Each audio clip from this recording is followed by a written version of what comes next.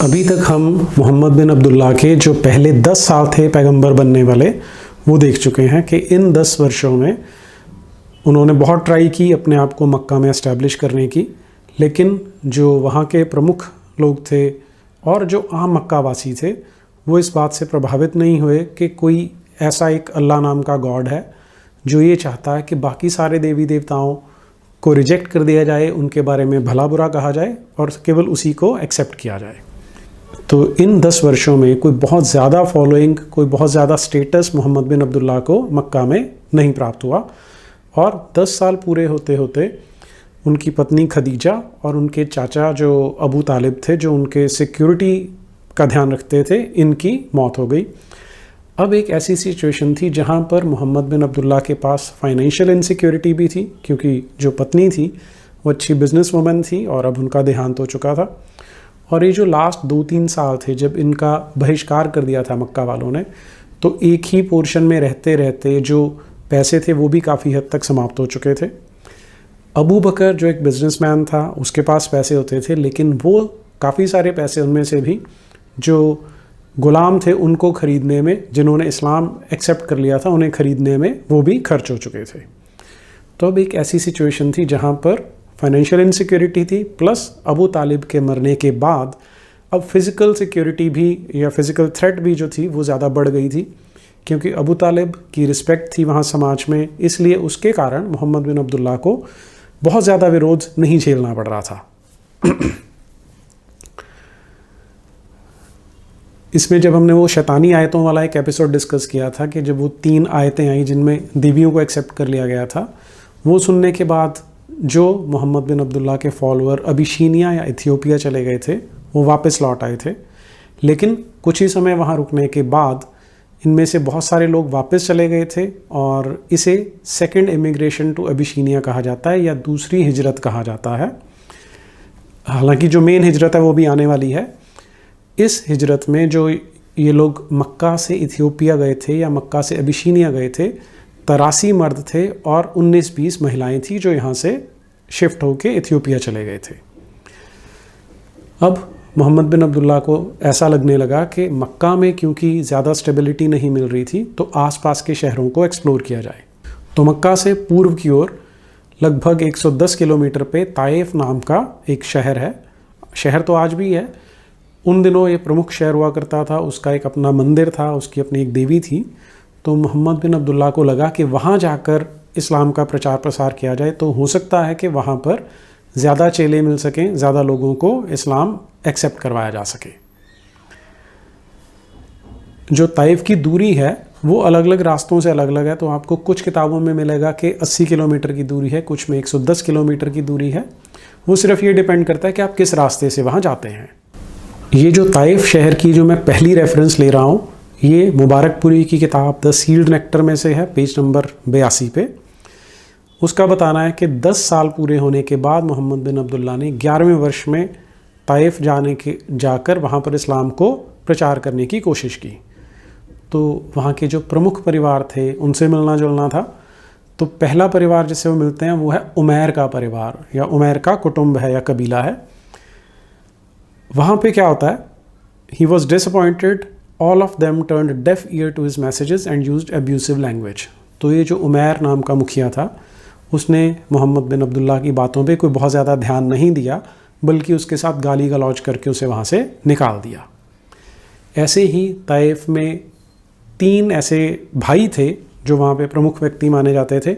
इन तीनों के नाम हैं अब्द यलील, मसूद और हबीब। ये तीनों ही ताइफ के मुखिया थे। तो इनसे जब मोहम्मद बिन अब्दुल्ला मिलने गया तो उन तीनों ने भी मोहम्मद बिन अब्दुल्ला का जो ये क्लेम था कि मैं पैगंबर हूँ उसे रिजेक्ट कर दिया। पहले वाले ने कहा कि ये तो ऐसा लगता है कि जैसे काबा के कपड़े फाड़ने के लिए तैयार है, और उसने उस पर विश्वास नहीं किया कि अल्लाह ने इसको क्यों पैगंबर चुन लिया होगा। जो दूसरा भाई था उसने कहा कि क्या अल्लाह को कोई तुझसे अच्छा आदमी नहीं मिला कि तुझे पैगंबर बनाना था। और जो तीसरे वाला था उसने कहा कि अगर तो तुझे वाकई पैगंबर चुना गया है तो अगर मैं तुझे रिजेक्ट करता भी हूँ तो तुझे कोई फ़र्क नहीं पड़ेगा, और अगर तू झूठ बोल रहा है तो मैं तुझे कभी मुंह लगाना पसंद नहीं करूँगा। तो इन तीनों भाइयों ने भी मोहम्मद बिन अब्दुल्ला को रिजेक्ट कर दिया, उसको पैगंबर मानने से और इस्लाम अडॉप्ट करने से मना कर दिया। अब ये जब ताइफ में आया मोहम्मद बिन अब्दुल्ला, तो वहाँ पर लगभग 10 दिन वहाँ रुका, जहाँ जिन दिनों में वहाँ के अलग अलग लोगों से, जो अलग अलग मुखिया थे, उनसे मुलाकात की, उनको इस्लाम अडॉप्ट करने के लिए कहा, लेकिन सभी ने उसे रिजेक्ट कर दिया। और अल्टीमेटली लोग इतने चिढ़ गए कि लोगों ने इसको गलियों में पत्थर मार मार के वहाँ से भगाना शुरू कर दिया। और इस समय इस पूरे सफ़र में, यानी मक्का से ताइफ आते हुए, ताइफ रुकते हुए और ताइफ से वापस चलते हुए इसका जो अपना जो गोद लिया बेटा था जायद बिन मोहम्मद, क्योंकि मोहम्मद उसका पिता है तो जायद बिन मोहम्मद कहा जाता था उसे, वो इसके साथ था। और जब लोगों ने गलियों में भगाया पत्थर मार मार के, तो उस समय मोहम्मद बिन अब्दुल्ला के पैरों में से या कुछ जगह से खून निकलने लगा था और जायद के सर में भी पत्थर लगा था। तो ये दोनों बाप बेटा ज़ख्मी स्थिति में वहाँ से निकलते हैं। ताइफ से मक्का के बीच में एक जगह आती है जिसे नखला कहा जाता है या नखल कहा जाता है। वहाँ का एक बड़ा इंटरेस्टिंग एपिसोड है जिसे पिछले कुछ दिनों में हमारे देश में काफ़ी फेमस भी किया गया है। जो ये टुकड़े टुकड़े गैंग हैं, जो हमारे देश के टुकड़े करना चाहते हैं, उनमें एक प्रमुख व्यक्ति है उमर खालिद नाम का। कहने को अपने आप को एक कम्युनिस्ट बताता है या एथीस्ट बताता है, और जो इनके साथ का जो मीडिया है वो भी इनको एथीस्ट बना के प्रमोट करने की कोशिश करता है। ये जो फ्रॉड है अपने आप को कम्युनिस्ट शो करने का, ये हमारे देश में आज़ादी से पहले ही शुरू हो गया था, लेकिन उसके बाद इसका रेट बढ़ गया है। इरफान हबीब जैसे लोग, जावेद अख्तर जैसे लोग और उमर खालिद जैसे, ये ऐसे शो करने की ट्राई करते हैं कि हम तो सिर्फ नाम के मुसलमान हैं, लेकिन वास्तविकता में तो हम कम्युनिस्ट हैं, हम किसी रिलीजन में विश्वास नहीं रखते। लेकिन अंदर ही अंदर इनका एजेंडा कुछ और होता है। तो वो उमर खालिद का एक्सपोज हुआ। इसने एक ट्वीट किया है, बड़ा आकर्षक ट्वीट है वो। When Prophet went to Taif from Mecca, violent mob attacked him with stones. The Prophet was bleeding profusely. Angel Jibril came and told him, if Prophet approved, he will destroy the city. No, he told Jibril, and instead prayed for salvation of the people of Taif. तो यहाँ ये जो Taif से मोहम्मद बिन अब्दुल्ला के मक्का वापस आने का जो यात्रा है उसको एक्सप्लेन कर रहा है। यहाँ आपको दो चीज़ें बड़ी क्लियरिटी से समझनी पड़ेंगी। पहली ये कि मैं आम बहुत से मुसलमानों से मिलता हूँ, लेकिन उन्हें मोहम्मद बिन अब्दुल्ला के जीवन के बारे में कोई बहुत ज़्यादा डिटेल्स पता नहीं होते, क्योंकि उन्हें सिर्फ उतने उतने टुकड़े बताए जाते हैं जो इस्लाम की दुकानदारी के लिए अच्छे रहते हैं, और ये वाला हिस्सा नहीं बताया जाता। लेकिन यहाँ पर एक सो कॉल्ड कम्युनिस्ट और एथीस्ट है, लेकिन उसे ये बारीकियाँ पता हैं। दूसरी चीज़ कि यहाँ पर इसको एज मैटर ऑफ फैक्ट बताया जा रहा है कि प्रॉफेट मोहम्मद, पैगंबर मोहम्मद आए थे। अब जो एथीस्ट होगा वो सबसे पहला क्वेश्चन तो ये करेगा कि पैगंबर कैसे बना, किसने बनाया, या अपने आप को पैगंबर डिक्लेयर कर दिया गया, तो इसे माना जाए या नहीं माना जाए। लेकिन क्योंकि अंदर का वो जो जिहादी है वो निकल के बाहर आ रहा है, इसलिए सच्चाई निकल आती है इनकी। एनीवे, अब एक तो पैगंबर है, उसके बाद उस पैगंबर को जिब्राइल दिखाई दे रहा है, वो भी इन्होंने as a matter of fact present किया है। जो एथीस्ट होगा या कम्युनिस्ट होगा वो इस पर भी क्वेश्चन ज़रूर पूछेगा कि किस तरह से, पहले तो पैगंबर कैसे बना, और अगर पैगंबर बन गया है तो कैसे फरिश्ते आ रहे हैं, उसका कौन सा प्रूफ है हमारे पास। क्योंकि कम से कम हम ये मान के चलते हैं कि जो अपने आप को एथीस्ट बोलता है, जो हर चीज़ का सबूत मांगता है कि कहाँ है भगवान, कहाँ है अल्लाह, तो उसको ये चीज़ों के सबूत भी मांगने की ज़रूरत पड़ेगी। और तीसरी चीज़ कि जो जिब्राइल नाम का ये फरिश्ता आया वो बोलता है कि मैं इस पूरे शहर को तबाह कर दूंगा अगर आप कहो, लेकिन ये पैगंबर इतना काइंड हार्टेड है, इतने दयालु प्रवृत्ति के हैं कि ये उसको मना कर देते हैं। अब इसमें कौन सी चीज़ तथ्यों पे आधारित है और कौन सी चीज़ है जो साइंटिफिकली प्रूव हो सकती है, इसके बारे में हमारे ये एथीस्ट और कम्युनिस्ट साहब कोई कमेंट नहीं करते हैं। चलिए वापस हम इस्लाम की किताबों पे चलते हैं कि वो इसके बारे में क्या बताती हैं। ये जिस इंसिडेंट की बात कर रहा है उमर खालिद, उसके लिए हमें हदीस मिलती है बुखारी में से, वॉल्यूम 4, बुक नंबर 54 और हदीस नंबर 454। इसमें मोहम्मद बिन अब्दुल्ला एक्सप्लेन कर रहे हैं कि जब मैं वहाँ से निकला था ताइफ से, तो क्या देखा। I lifted my head towards the sky to see a cloud shedding me unexpectedly. I looked up and saw Gibril in it. He called me saying, Allah has heard your people saying to you, And what they have replied back to you, Allah has sent the angel of the mountains to you so that you may order him to do whatever you wish to these people. The angel of the mountains called and greeted me and then said, O Muhammad, order what you wish. If you like, I will let Al-Akhshaban, that is 2 mountains, fall on them. The Prophet said, no, but I hope that Allah will let them beget children who will worship Allah alone and will worship none besides him. तो काफ़ी detailed explanation है यहाँ पर कि जब ये मोहम्मद बिन अब्दुल्ला जा रहे थे तो एक बादल था जो इनको कवर कर रहा था। तो ये अपने आप में एक करिश्मा है जिसको हमारे एथीस्ट और कम्युनिस्ट भी मान लेते हैं। तो जब इन्होंने सर उठा के ऊपर देखा तो वो बादल नहीं था, वो जिब्राइल था जो इनको कवर किए हुए था। तो उसने कहा कि जो अल्लाह मियाँ बैठे हैं ऊपर, उन्होंने सुन लिया है कि तुमने इन लोगों से क्या कहा और इन लोगों ने तुम्हें क्या जवाब दिया। तो अब अल्लाह मियाँ ने मेरे साथ जो पर्वतों का फ़रिश्ता है, जो पहाड़ों के फ़रिश्ते हैं, उनको भेजा है। तो जो पहाड़ों का फ़रिश्ता है वो इस महान पैगंबर को प्रणाम करता है और फिर बोलता है कि आप कहो तो मैं इनके ऊपर पहाड़ फेंक देता हूँ। तो इस पर जो दयालु मोहम्मद बिन अब्दुल्ला हैं वो ये कहते हैं कि नहीं नहीं, इनको नष्ट नहीं करना, हमने इनको तबाह नहीं करना। मैं तो बस ये चाहूँगा कि इनके इस तरह के लोग पैदा हों, इस तरह के बच्चे पैदा हों जो सिर्फ अल्लाह की नमाज करें और किसी भगवान को, किसी देवी देवता को ना माने। इसमें कौन सा प्रूफ है, कौन सा एविडेंस है, हमें कुछ नहीं पता। कौन मोहम्मद बिन अब्दुल्ला के अलावा किसी ने इसको देखा हो तो इसकी कोई तस्दीक नहीं हो सकती, लेकिन क्योंकि हदीस में है तो हमें इस पर विश्वास करना ज़रूरी है। इसी इंसिडेंट का रेफरेंस मुबारकपुरी भी अपनी किताब में दे रहे हैं, द सील्ड नेक्टर में। पेज नंबर 83 है ये, जिसमें उन्होंने ये सारा कुछ ऐसे का ऐसे समझाया है हमें और फिर बताया है कि कुरान में भी इस वाक़े का ज़िक्र है। उसमें जो कुरान का चैप्टर नंबर 46 है उसकी 29 से लेके 31वीं आयत में ये जो इंसिडेंट हुआ था उसके बारे में डिस्क्रिप्शन है। और साथ ही साथ कुरान की एक पूरी की पूरी सूरा है, एक पूरा चैप्टर है अल जिन्न नाम का, उसके बारे में भी ये रेफरेंस आता है। उमर खालिद और इसके जैसे बाकी लोग तो बात कर रहे हैं जिब्राइल की और फरिश्तों की। इसके साथ एक और जो इंटरेस्टिंग कहानी जुड़ी है वो है कि जिन्न भी थे वहाँ पर जिन्होंने सुना था। वो यहाँ हमें देखने को मिलती है कि ये जो रेगिस्तानी इलाका था वहाँ पर लोग जिन्नों में विश्वास करते थे कि जिन्न होते हैं। तो जब मोहम्मद बिन अब्दुल्ला ताइफ से वापस आ रहे थे तो रास्ते में एक जगह पे इन्होंने कुरान को पढ़ना शुरू किया, तो वहाँ से जिन्न गुजर रहे थे, उन्होंने इसको सुनना स्टार्ट कर दिया। तो इसलिए एक पूरी की पूरी सूरा भी है इसके बारे में। तो हम अब ये आयतें देखते हैं जो कुरान के अंदर हैं, जो इस इंसिडेंट को एक्सप्लेन करती हैं। सूरा नंबर 46 आयत नंबर 29, 30, 31।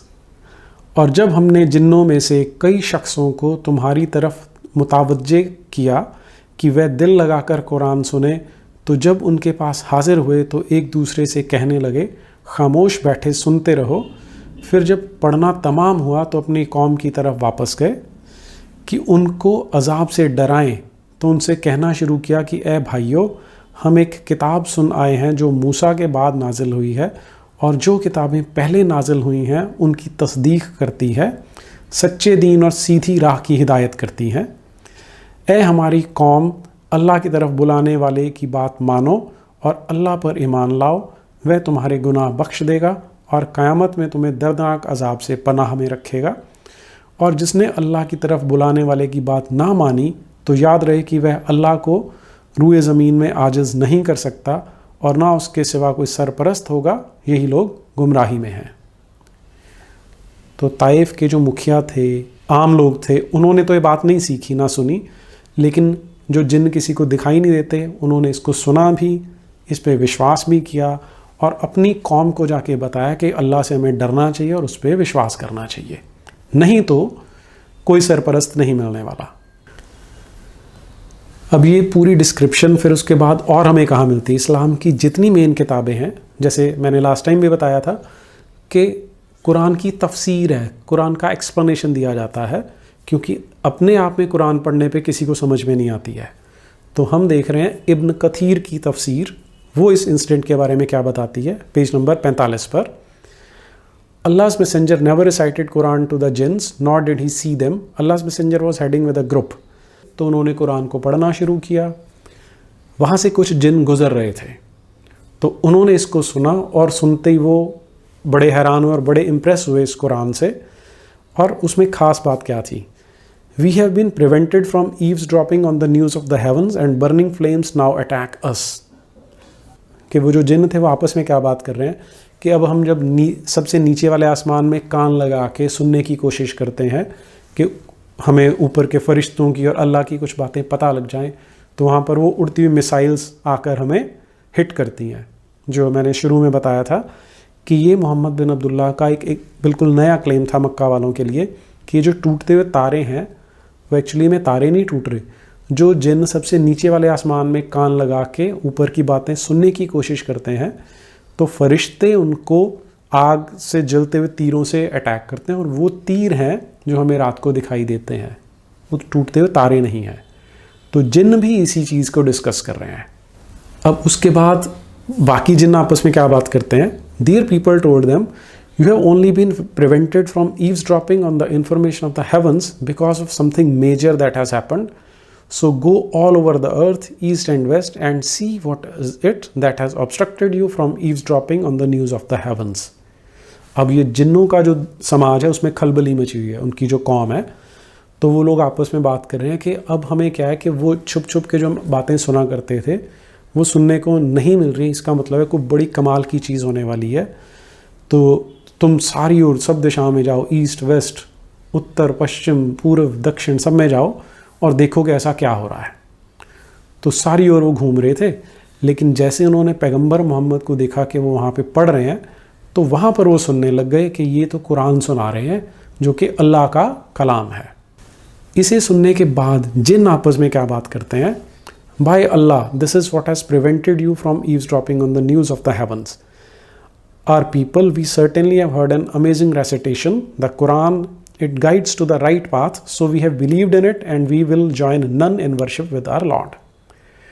तो जिन इतने इससे इम्प्रेस हो जाते हैं, इतने प्रभावित हो जाते हैं इस कुरान से कि वो समझ जाते हैं कि एक तो हमें जो वहाँ ऊपर की खबरें नहीं सुनने को मिल रही, उसका कारण ये पैगंबर मोहम्मद है, और कितनी कमाल की कुरान हमने सुन ली है, और अब हम सीधे रास्ते पे चलेंगे, गुमराह नहीं होंगे और अल्लाह के अलावा कभी किसी की नमाज नहीं करेंगे। तो इसके बाद अल्लाह मियाँ ने आयतें रिवील करी हैं, आयतों की वहय दी है। ये है चैप्टर नंबर 72, जिसे अल जिन्न कहा जाता है कि सूरा का नाम ही जिन्न है। कुछ लोगों ने यूट्यूब पे कमेंट सेक्शन में डाला था कि जो अल शब्द है इसका क्या अर्थ है, तो मैं वो यहाँ क्लियर कर दूँ। जैसे हम इंग्लिश में बोलते हैं द बुक, तो द जो शब्द हम यूज़ करते हैं किसी चीज़ को स्पेशल बताने के लिए, वो यहाँ पर इस्लाम में अल यूज़ किया जाता है। तो अल जिन यानी द जिन जो सूरा है, उसको अब हम पढ़ के देखते हैं। ये फारूक खान एंड नदवी वाली ट्रांसलेशन पढ़ रहा हूँ। ए रसूल, लोगों से कह दो कि मेरे पास वहय आई है कि जिन्नों की एक जमात ने कुरान को जी लगाकर सुना तो कहने लगे कि हमने एक अजीब कुरान सुना है जो भलाई की राह दिखाता है, तो हम उस पर ईमान ले आए और अब तो हम किसी को अपने परवरदिगार का शरीक ना बनाएंगे, और ये कि हमारे परवरदिगार की शान बहुत बड़ी है, उसने ना किसी को बीवी बनाया और ना बेटा बेटी, और ये कि हम में से बाज़ बेवकूफ़ अल्लाह के बारे में हद से ज़्यादा लगो बातें निकाला करते थे, और ये कि हमारा तो ख्याल था कि आदमी और जिन्न अल्लाह की निस्बत झूठी बात नहीं बोल सकते, और ये कि आदमियों में से कुछ लोग जिन्नात में से बाज़ लोगों की पनाह पकड़ा करते थे, तो इससे उनकी सरकशी और बढ़ गई, और ये कि जैसा तुम्हारा ख्याल है वैसा उनका भी एक ताद था कि अल्लाह हरगिज़ किसी को दोबारा नहीं ज़िंदा करेगा, और ये कि हमसे आसमान को टटोला तो उसको भी बहुत कवि निगहबानों और शोलों से भरा हुआ पाया। तो यहाँ पे वो दोनों जो बातें हैं उनको कुरान में कॉन्ट्राडिक्ट किया जा रहा है। पहली ये कि जब क़यामत होगी तो अल्लाह दोबारा ज़िंदा करेगा, इस पे लोग विश्वास नहीं कर रहे, लेकिन अल्लाह मियाँ यहाँ तस्दीक कर रहे हैं। और दूसरी ये कि वो जो शोले हैं, जो भड़कते हुए शोले आके जिन्नों को पढ़ते हैं, वो इसीलिए पढ़ रहे हैं कि कुरान नाजिल हो रही है मोहम्मद पैगंबर के ऊपर। और ये कि पहले हम वहाँ बहुत सी मकामात में बातें सुनने के लिए बैठा करते थे, मगर अब कोई सुनना चाहे तो अपने लिए शोले तैयार पाएगा, और ये कि हम नहीं समझते कि उससे अहले ज़मीन के हक़ में बुराई मकसूद है या उनके परवरदिगार ने उनकी भलाई का इरादा किया है। और ये कि हम में से कुछ लोग तो नेकोकार हैं और कुछ लोग और तरह के, हम लोगों के भी तो कई तरह के फ़िरके हैं। और ये कि हम समझते थे कि हम ज़मीन में रहकर अल्लाह को हरगिज़ हरा नहीं सकते हैं और ना भाग कर उसको आजिज़ कर सकते हैं। और ये कि जब हमने हिदायत की किताब सुनी तो उन पर ईमान लाए, तो जो शख्स अपने परवरदिगार पर ईमान लाएगा तो उसको ना नुकसान का खौफ और ना जुल्म का। और ये कि हम में से कुछ लोग तो फर्मा बरदार हैं और कुछ लोग नाफरमान, तो जो लोग फर्मा बरदार हैं तो वह सीधे रास्ते पर चलें और रहें, नाफरमान तो वह जहन्नुम के कुंदे बने। और ए रसूल तुम कह दो कि अगर ये लोग सीधी राह पर कायम रहे तो हम ज़रूर उनको अलगारों पानी से सैराब करते ताकि उससे उनकी आजमाइश करें, और जो शख्स अपने परवरदिगार की याद से मुंह मोड़ेगा तो वह उसको सख्त अजाब में झोंक देगा। और ये कि मस्जिदें ख़ास अल्लाह की हैं, तो लोगों अल्लाह के साथ किसी की इबादत ना करना। और ये कि जब उसका बंदा मोहम्मद उसकी इबादत को खड़ा होता है तो लोग उसके गिर्द हुजूम करके गिर पड़ते हैं। ए रसूल तुम कह दो कि मैं तो अपने परवरदिगार की इबादत करता हूँ और उसका किसी को शरीक नहीं बनाता। अभी जो 19वीं आयत है जिसमें वो आ रहा है कि लोग उसके गिर्द हजूम करके गिर पड़ते हैं, ये स्पेशली जिन्नों के बारे में कि जिन्नों ने उसके आसपास एक ग्रुप बना लिया था और वो सुन रहे थे ग्रुप में। ये भी कह दो कि मैं तुम्हारे हक़ में ना बुराई ही का इख्तियार रखता हूँ और ना भलाई का। ये भी कह दो कि मुझे अल्लाह के अजाब से कोई भी पनाह नहीं दे सकता और ना मैं उसके सिवा कहीं पनाह की जगह देखता हूँ।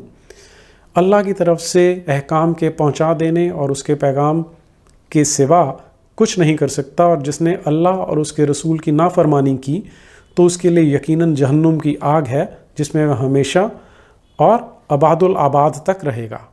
यहाँ तक कि जब ये लोग उन चीज़ों को देख लेंगे जिनका उनसे वायदा किया जाता है तो उनको मालूम हो जाएगा कि किसके मददगार कमज़ोर और किसका शुमार कम है। ए रसूल तुम कह दो कि मैं नहीं जानता कि जिस दिन का तुमसे वायदा किया जाता है करीब है या मेरे परवरदिगार ने उसकी मुद्दत दराज कर दी है। वही गैबवा है और अपनी गैब की बातें किसी पर जाहिर नहीं करता। अब लोग बार बार मोहम्मद बिन अब्दुल्ला को ये ताना मारते थे कि जो तू क़यामत की बात करता है कब आएगी।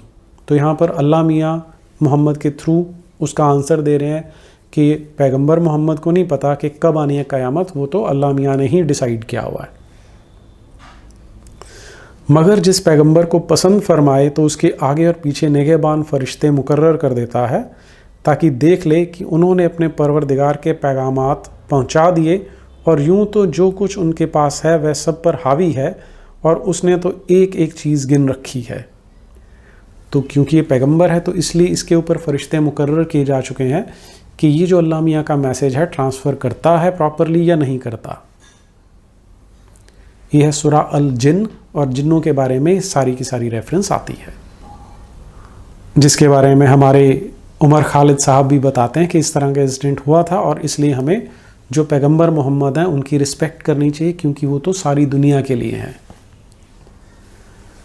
एनीवे, तो अब ये यहाँ से इसके बाद होता क्या है कि जब ताइफ से बाहर निकलते हैं तो ये जो बाप और बेटा लहू लुहान है, वहाँ ताइफ के बाहर एक बाग बगीचे थे, कुछ लोगों के, दो भाई थे मक्का के। उन्होंने जब देखा कि इसको इतनी चोट लगी हुई है तो उन्होंने अपने एक नौकर को भेजा कि जाओ इसकी सेवा करके इसको वहाँ से भेजो। तो वो जो नौकर आया वो क्रिश्चियन था, उसने मोहम्मद बिन अब्दुल्ला के जख्मों को थोड़ा सहलाया, पानी वानी पिलाया, खाने को दिया, और उसके बाद मोहम्मद बिन अब्दुल्ला ताइफ से मक्का की ओर रवाना होते हैं। अब ताइफ में जब इनको ये पता लगा कि कोई एक्सेप्ट नहीं कर रहा कि ये पैगंबर है और इस्लाम को अडॉप्ट नहीं कर रहा, तो उन्होंने कहा चलो ठीक है, तुमने नहीं मानना तो मत मानो, लेकिन मेरी एक रिक्वेस्ट है कि मक्का के लोगों को ये मत बताना कि मैं यहाँ पर इस काम के लिए आया था, नहीं तो मेरे लिए प्रॉब्लम हो जाएगी। लेकिन वो लोग कोई सुनने वाले तो थे नहीं, तो ये जो न्यूज़ थी ये मक्का तक पहुँच गई कि मोहम्मद बिन अब्दुल्ला ने ट्राई की थी कि ताइफ के लोग इसको पैगंबर मान के इसके पीछे लग जाएं। तो अब मोहम्मद बिन अब्दुल्ला के लिए रिस्क और बढ़ गया क्योंकि मक्का वाले लोग और इरिटेट होने लग गए थे।